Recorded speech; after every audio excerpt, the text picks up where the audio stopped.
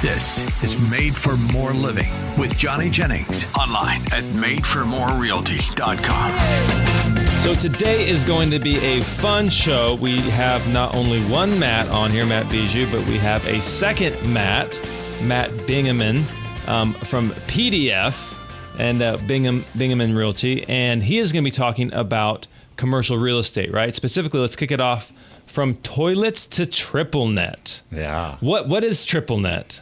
Yeah, triple net is basically how commercial properties, it's a lease type. So all the onus is on all the bills are on the tenant, right? You got the property taxes, maintenance, and insurance. It's the obligation of the tenant, not the property owner. Yeah. So as opposed to multifamily where you're getting these calls, hey, my toilet's broken. Hey, can you come fix a light bulb? There's something wrong with the front door.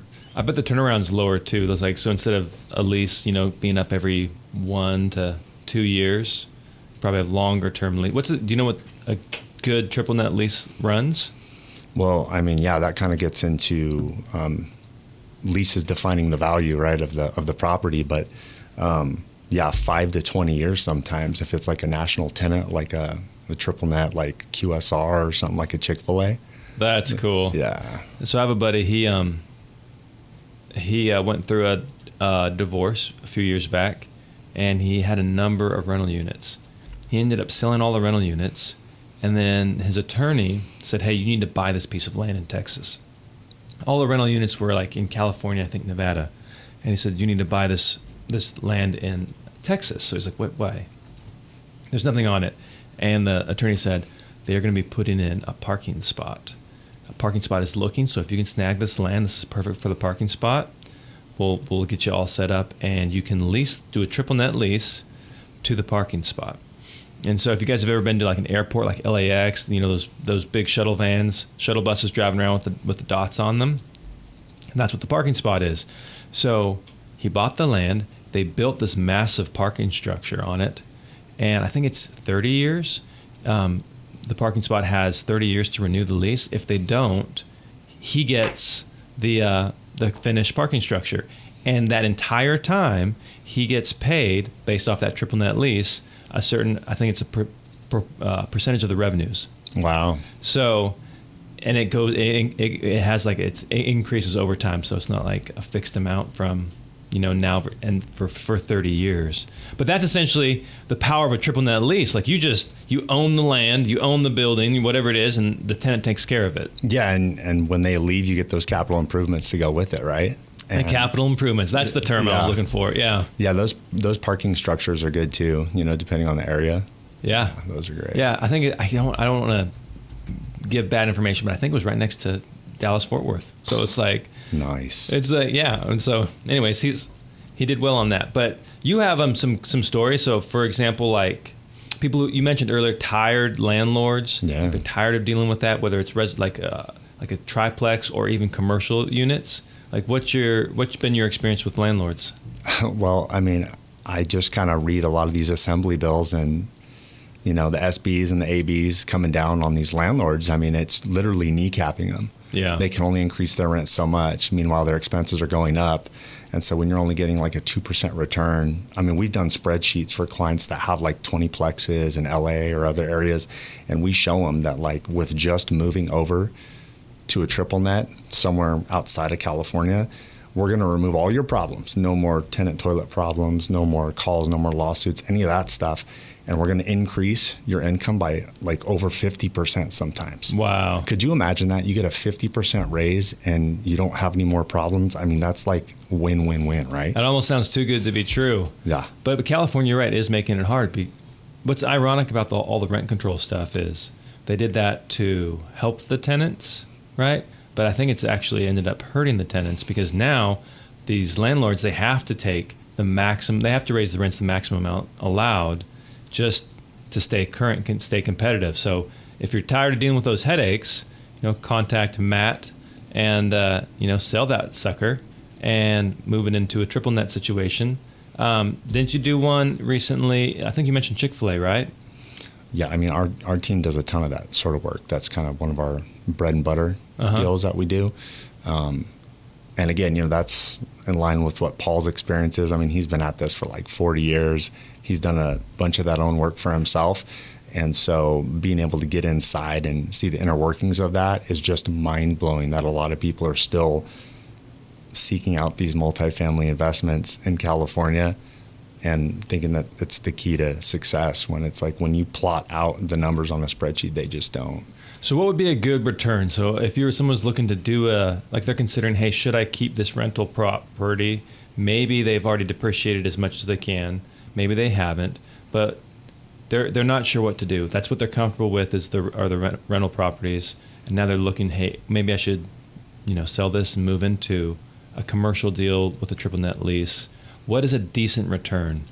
I mean, we could just talk about cap rates, Okay, without getting too in detail, but a lot of the cap rates that we're seeing in California they're like 2, 3, 4% from what I've seen. And, you can get a QSR in another state that's like a 5.5, 6 cap. I mean, they're everywhere. What's a QSR? Quick serve restaurant. Okay. Yeah. So like we talked about, let's just say the tenant after 20 years or 15 years leaves, you get the building, and there's probably going to be people lining up to fill that space because it's in such high demand. So where I live, there used to be a Boston market not far away, and nobody was ever at that Boston market. Then one day, all of a sudden, the chain link fencing goes up around it, says out of business, Starbucks coming soon. So, for example, that person probably owns that land. They got the capital improvements, the Boston market. Boston market went out of business. Now there's a beautiful Starbucks sitting right there, and Starbucks is paying that landlord again. So is that kind of what you're referring to? Yeah. I mean, it's such a desirable, and I mean, let's talk about stability, right? When you've got, a whole bunch of money and equity inside of a multifamily for 10, 15, 20 years, you're kind of probably not at the time in life where you're willing to take risk. You probably want to just lock in your equity and put it in something that's fairly turnkey and, stable. Mm-hmm. That's when you make that move. And so maybe we can talk about this later, but then like on a different show, but the end result is then you can also sell those properties. Like I have a guy, he's 85. He looks like he's like 65, like fountain of youth. I don't know what he's drinking, but I want some of it. But we're listing his house in East Sacramento.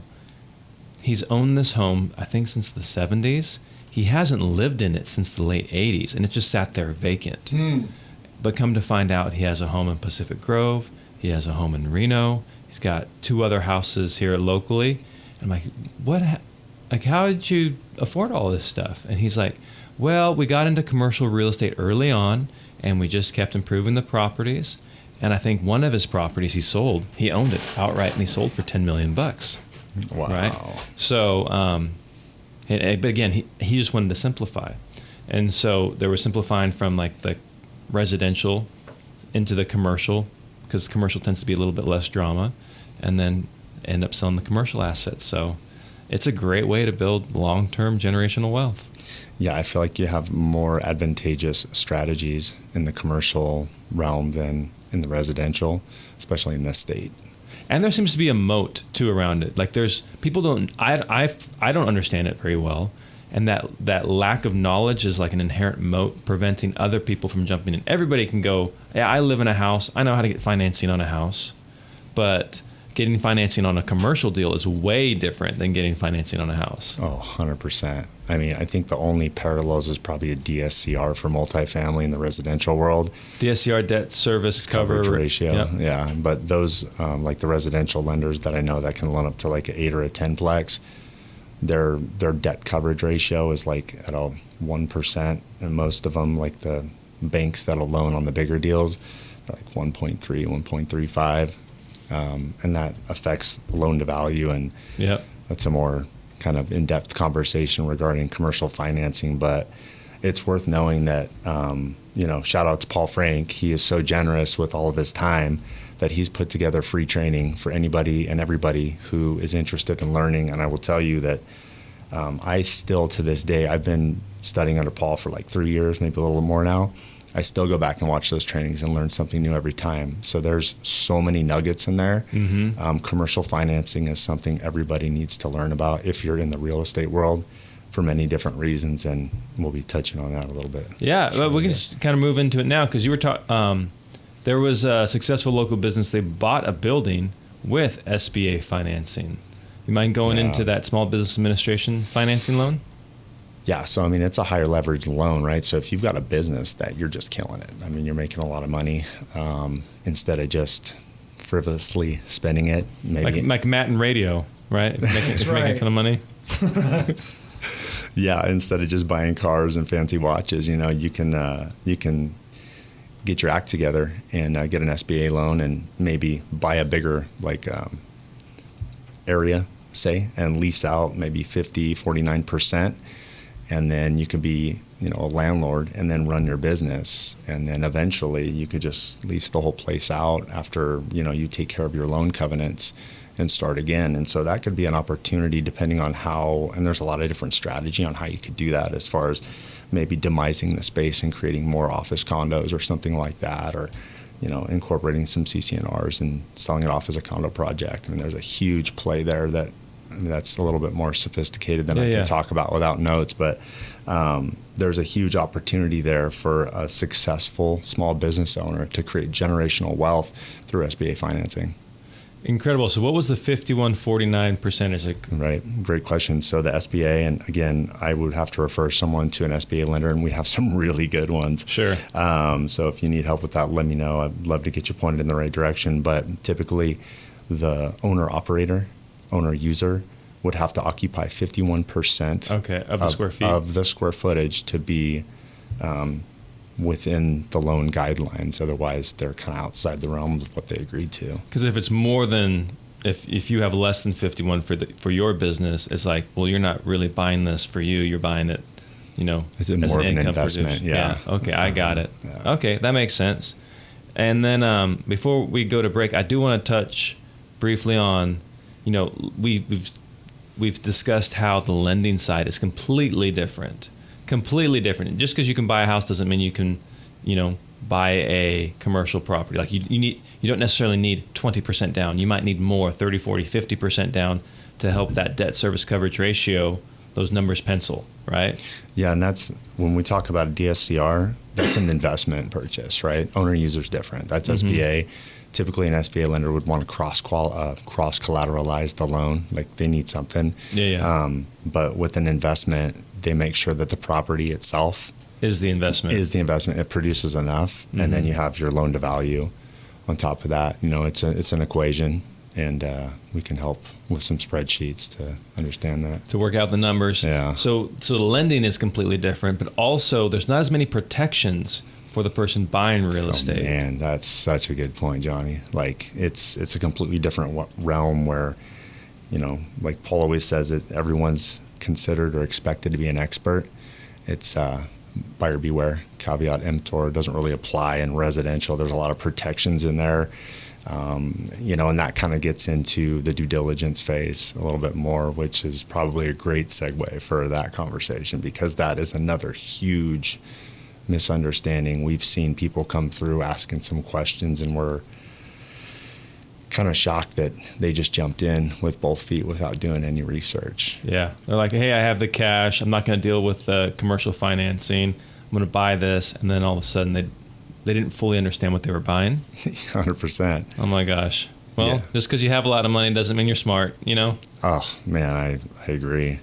But hey, before we go to break, I do want to touch on this. So if somebody's looking to get involved in commercial real estate, or if there's an agent out there who says, hey, I have some people who might be interested in commercial real estate, what is the best way for them to reach out to you? Yeah, I mean, my email is matt@pdf-usa.com, or my phone number is 916-513-0217. And I'd love to get you into some of our free training and start talking to you about how you can be a full-service agent to your clients as well. Full service. And when we come back, we're going to talk about what Matt means by full service.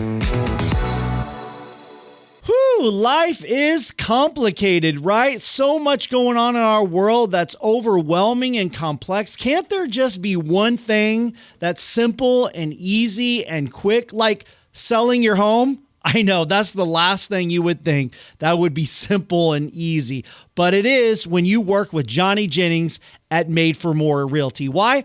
They've got a team of people who are professional, know what they're doing. They've got the right connections. They've got the resources to make everything easy for you every step of the way, the whole entire process. They help you and make sure it is not complicated, that it's not overwhelming, that it's stress-free. So if that's what you're looking for when it comes to selling your home, do what so many others have done. In fact, you can go read all of the 5-star Google reviews and sell your home with Johnny Jennings and Made for More Realty. So what do? You just go online, Google Johnny Jennings with Made for More Realty. Again, if you're looking for simple, easy, fast in selling your home, reach out to Johnny Jennings with Made for More Realty and get more for your home.